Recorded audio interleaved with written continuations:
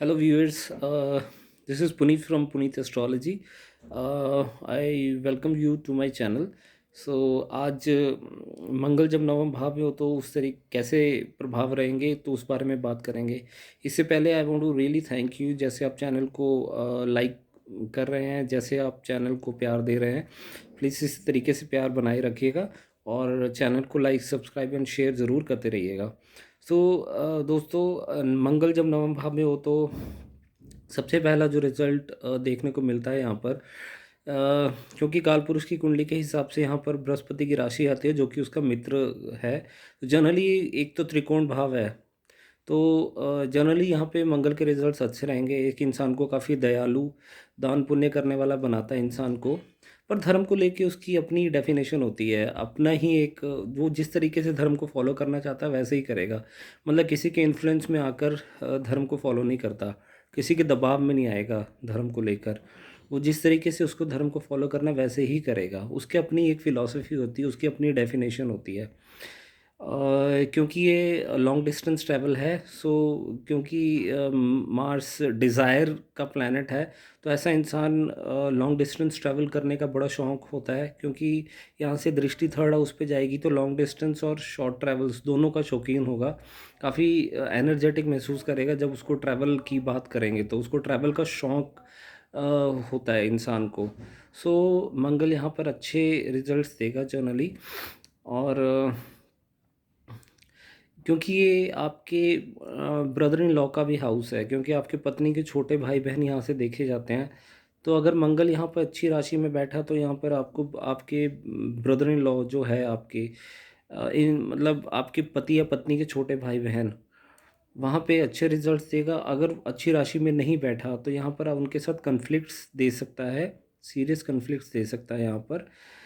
और आपकी पत्नी को करेजियस बनाता है, क्योंकि मंगल पत्नी के थर्ड हाउस में बैठा, तो ऐसे इंसान की पत्नी जो होगी वो थोड़ी सी डोमिनेटिंग और करेजियस होगी, थोड़ी सी ईगोइस्टिक भी हो सकती है, क्योंकि मंगल कहीं ना कहीं अहंकार का तत्व ज़रूर देता है।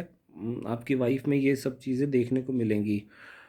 तो लॉन्ग डिस्टेंस ट्रैवल के अलावा, जैसे मैंने आपको बताया है, आपकी मदर का ये छठा भाव है, तो आपके मदर के शत्रुओं को नाश करेगा ये मंगल जब छठे भाव में होता है।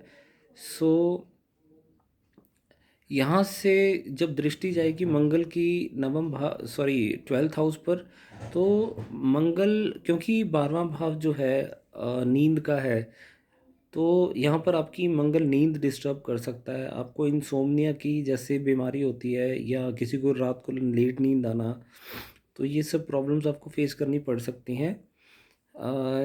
क्योंकि मंगल 12वें भाव खर्चे के भाव को देख रहा है। तो खर्चे के बारे में मैं आपको यहाँ बताना चाहता हूँ कि मंगल अपने कारक तत्व के अनुसार तो खर्चा करवाएगा ही। तो ऐसे इंसान को खर्चा करना बहुत पसंद होता है, बहुत स्पेंड थ्रिफ्ट होता है ऐसा इंसान। बट जनरली जैसे मार्स की जब राशि जिस हाउस में भी होगी, जैसे मान लीजिए, I give you one example, जैसे मीन लग्न है, मीन लग्न में मंगल जो है सेकंड हाउस का लॉर्ड है और एट्थ हाउस का लॉर्ड, नाइन्थ हाउस का लॉर्ड है। तो आप देखेंगे कि जितने भी खर्चे होंगे ना इंसान की, वो अपनी फैमिली पे ही होंगे, क्योंकि सेकंड हाउस आपकी फैमिली को दर्शाता है। ऐसा इंसान अपनी फैमिली पे ही खर्चा करने में ज़्यादा इंटरेस्टेड होता है। और नाइन्थ हाउस क्योंकि धर्म कर्म के कामों का होता है, तो ऐसा इंसान दान पुण्य धर्म के कामों में, या मंदिर मस्जिदों में, ब्राह्मणों में दान करने में, या उन चीज़ों में खर्चा करने में ज़्यादा इंटरेस्टेड होता है। नाइन्थ हाउस जैसे लॉन्ग डिस्टेंस ट्रैवल है, एजुकेशन है, एजुकेशन पे खर्चे हो सकते हैं, लॉन्ग डिस्टेंस ट्रैवल पे खर्चे हो सकते हैं। सो ये सब चीज़ें आपको देखने को मिलेंगी। और 12th हाउस से जब, सॉरी, मंगल की दृष्टि जब नवम भाव से थर्ड हाउस पे जाएगी, तो ये जैसे साहस, करेज, शॉर्ट ट्रैवल्स का हाउस है, तो करेजियस बनाता है, क्योंकि थर्ड हाउस में मैलेफिक प्लैनेट आपको करेजियस बनाएगा, हिम्मत देगा।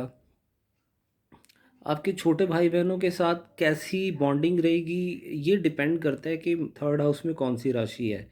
अगर थर्ड हाउस में अच्छी राशि है, मंगल की अपनी राशि है या उच्च राशि है, तो आपके छोटे भाई बहनों के साथ काफ़ी अच्छे रिलेशन रहेंगे, उनका सपोर्ट मिलेगा, वो आपको थ्रू आउट लाइफ आपको पूरा सपोर्ट करते रहेंगे। थर्ड हाउस स्पीड कम्युनिकेशन का है, शॉर्ट ट्रैवल्स का है। तो जनरल रिजल्ट्स यही रहेंगे कि मार्स की जो मेलेफिक प्लैनेट अच्छे रिजल्ट्स ही देता है थर्ड हाउस में। और यहाँ से मंगल जब फोर्थ हाउस को देखेगा तो मदर का हाउस है। और मदर के हाउस पे मंगल की दृष्टि जनरली अच्छी नहीं मानी गई है अनटिल अनलेस वो अपने हाउसेस को एस्पेक्ट ना कर रहा हो या अपनी उच्च राशि को ना देख रहा हो। तो यहाँ पे आप देखेंगे कि मंगल जब चौथे भाव पे मदर के साथ आपके कन्फ्लिक्ट्स दे सकता है, मदर के साथ आपके लड़ाई झगड़े हों या घर का माहौल थोड़ा सा गुस्से वाला या लड़ाई झगड़े वाला हो या मदर के कारण घर का माहौल ख़राब हो रहा हो। तो ये सब चीज़ें देखने को मिलेगी जस्ट बिकॉज एक एक फोर्थ हाउस घर के सुख सुविधाओं का भी होता है, तो घर के सुखों में कमी करेगा, आपका पीस ऑफ माइंड डिस्टर्ब कर सकता है मंगल अगर फोर्थ हाउस में। ये जनरल रिजल्ट्स रहेंगे जब फोर्थ हाउस में कोई प्लैनेट ना हो या किसी और प्लैनेट का एस्पेक्ट ना हो, तो आपका पीस ऑफ माइंड डिस्टर्ब हो सकता है यहाँ पर फोर्थ हाउस में। सो ये सब रिजल्ट्स आपको देखने को मिलेंगे जब मंगल फोर्थ हाउस पे एस्पेक्ट करेगा। Just because Mars ninth house में क्योंकि आपका भाग्य स्थान है, तो मंगल की जैसे मेच्योरिटी एज है 28, तो आप देखेंगे 29वें साल से जैसे ही आप 28 क्रॉस करेंगे तो आपका भाग्य उदय होगा। पर आपका भाग्य उदय आपको क्योंकि मंगल मैलेफिक प्लैनेट है और मेहनती प्लैनेट है, तो ये सब चीज़ें मेहनत से ही होंगी, आपको मेहनत करनी पड़ेगी। और आप देखेंगे अगर आप सही टाइम पर मेहनत करना शुरू कर देते हैं तो 28 साल के बाद आपका भाग्य उदय हो जाएगा, अगर नाइन्थ हाउस में कोई मैलेफिक प्रभाव नहीं है तो। अगर मैलेफिक प्रभाव होगा तो ये सब चीज़ें आपको मिलने में डिले, भाग्योदय होने में डिले भी हो सकता है। जैसे मान लीजिए मंगल नवम भाव में है और उस पर राहु की दृष्टि पड़ जाती है, तो क्योंकि मैंने आपको बताया कि जैसे नवम भाव धर्म का भी होता है, तो राहु तो फॉरेन की चीज़ों को रिप्रेजेंट करता है। तो ऐसा इंसान जब धर्म भी अपनाएगा ना, तो ऐसा हो सकता है कि वो किसी फॉरेन कंट्री का धर्म अपना ले, जैसे क्रिश्चियनिटी अपना ले या किसी बाहर कंट्री का या कोई ऐसा दूसरा धर्म अपना ले जिस धर्म में वो पैदा हुआ है, उसको छोड़कर वो किसी और धर्म को अपना ले। तो ऐसी टेंडेंसी बनती है जब मंगल पर राहु की दृष्टि पड़ती है। पर मंगल पर अगर राहु की दृष्टि पड़ेगी तो आपको नाइन्थ हाउस से रिलेटेड नेगेटिव रिजल्ट्स मिलेंगे। जैसे मैंने आपको बताया है ब्रदर इन लॉ या आपकी सिस्टर इन लॉ का हाउस है, तो उनके साथ आपको बिल्कुल भी सपोर्ट नहीं मिलेगा अगर मैलेफिक प्रभाव में होगा मंगल के। सो आपको ये सब चीज़ें एनालिसिस करनी पड़ेगी। ये मैंने आपको जनरल रिजल्ट्स बताए हैं। तो जैसे मैंने आपको बताया था कि खर्चे के भाव को देखेगा तो उससे रिलेट करना पड़ेगा आपको कि कौन कौन से हाउसेस के लॉर्ड हैं मार्स।